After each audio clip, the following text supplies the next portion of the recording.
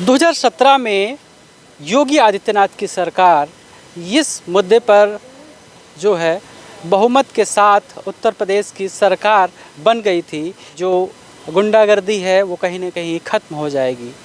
क्या वाकई में 6 साल से ज़्यादा का समय हो चुका है, दूसरा कार्यकाल चल रहा है उत्तर प्रदेश में, मौजूदा जो सरकार है बीजेपी की गवर्नमेंट है, क्या वाकई में इस तरह की जो समस्याएं थीं जिनके मुद्दे पर सरकार में वो आए थे वो सब क्या वाकई में ख़त्म हुई है या नहीं हुई है? अभी हम हैं लखनऊ के इको गार्डन में और जैसा कि आप हमारे पीछे ये देख रहे हैं इतने लोग धरना दे रहे हैं। वैसे तो यहाँ पर हर समय धरना होता ही रहता है किसी न किसी मुद्दे को लेकर। अभी जो धरना दे रहे हैं भीम आर्मी भारत में एकता मिशन के बैनर तले जो है धरना दे रहे हैं। इन लोगों का जो आरोप है कि जो भू माफिया हैं वो इन लोगों की ज़मीनों पर उन्होंने कब्जा कर रखा है और उस पर कार्रवाई भी मौजूदा सरकार में प्रशासन की तरफ से नहीं हो पा रही है। भारत के संविधान के साथ ये लोग धरना आप लोगों को देना पड़ रहा है, बाराबंकी से यहाँ आना पड़ रहा है। मेरा नाम अजय कुमार जाटव है। मैं भीम आर्मी से कुर्सी विधानसभा अध्यक्ष बाराबंकी से हूँ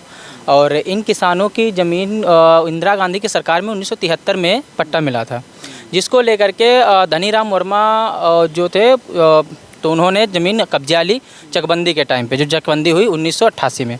जब इन लोगों तब तक इन लोग खेती करते रहे। उसके बाद जब सरकार द्वारा नियम निकाला गया कि आप बोरिंग या इंजन के लिए आप ज़मीन पे पैसा ले करके आप खेती कर सकते हैं, जो कि इन लोग गए तो वहाँ पर इन लोग को पता चला, इन लोग खतौनी निकलवाने तो इन लोग के नाम पर कोई ज़मीन नहीं थी, जिसको लेकर के इन्होंने काफ़ी हर जगह पे इलाहाबाद में, हाई कोर्ट में इन्होंने हर जगह अपना सब पेपर डाला, जिसके वजह से हाई कोर्ट ने भी आदेश दिया और मंडल कमीशन ने भी आदेश दिया, कमिश्नर ने भी आदेश दिया, जिसके फिर भी उस पर कार्रवाई नहीं हुई क्योंकि वो धनी था और उसके पास पैसा था तो पैसा दे करके काम ख़त्म कर देता था।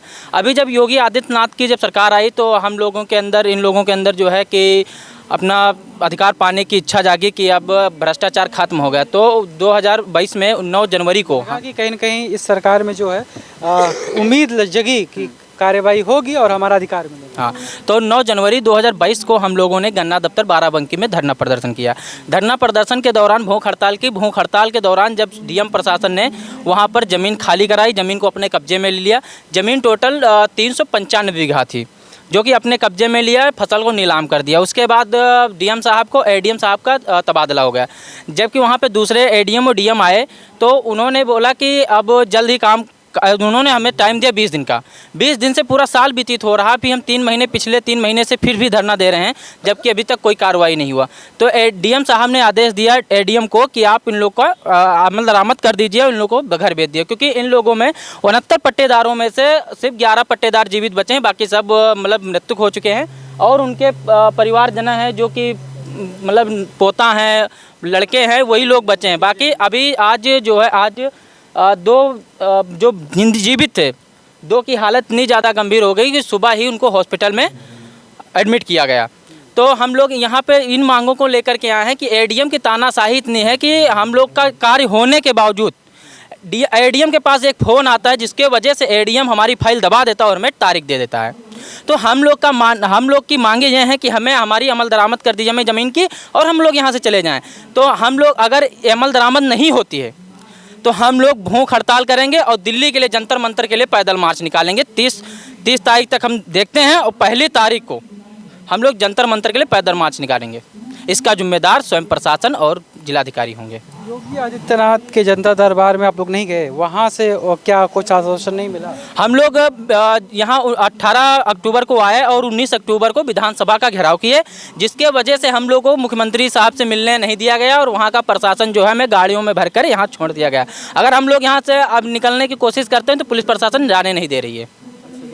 जी, क्या कहना चाहेंगे चाचा, क्या दिक्कत है, क्या समस्या लग रही है? अरे साहब, समस्या का कि समस्या यह है कि हमारे पिताजी को सन 1973 में पट्टा दिया गया था, जो काफ़ी बुजुर्ग हैं, चलने फिरने में असमर्थ हैं। उसमें से 58 लोगों की मृत्यु हो चुकी है। क्या नाम है उनका? लल्लू राम। और 11 लोग बचे हैं लल्लू राम जैसे जो मरण सैया पर पड़े हुए हैं। हैं। इसी ज़मीन को लेकर लड़ते लड़ते हम लोगों को 40 साल बीत गया, लेकिन भूमाफिया के चंगुल से ज़मीन नहीं छुड़ा पाए।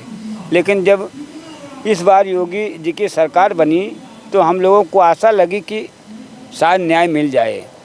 तब इसी आशा के साथ 9 जनवरी 2022 को जिलाधिकारी महोदय के यहाँ धरना प्रदर्शन किया, जिसमें 7 लोग हॉस्टल चले गए, मरण समान हो गए।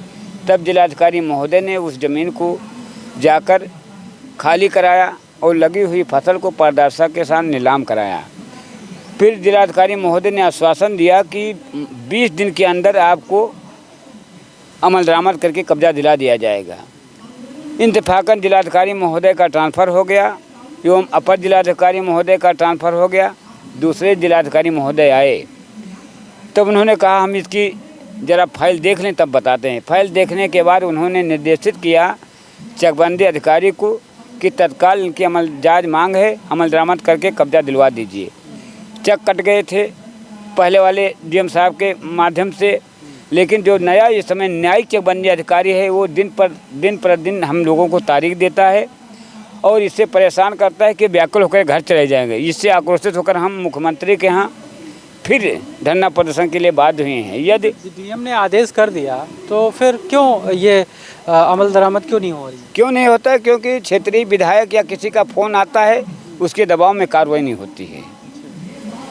इसलिए हम लोग यहाँ मजबूर होकर मुख्यमंत्री जी के यहाँ आए थे, लेकिन विधानसभा से हम लोगों को भर कर गाड़ी में यहाँ छोड़ दिया गया।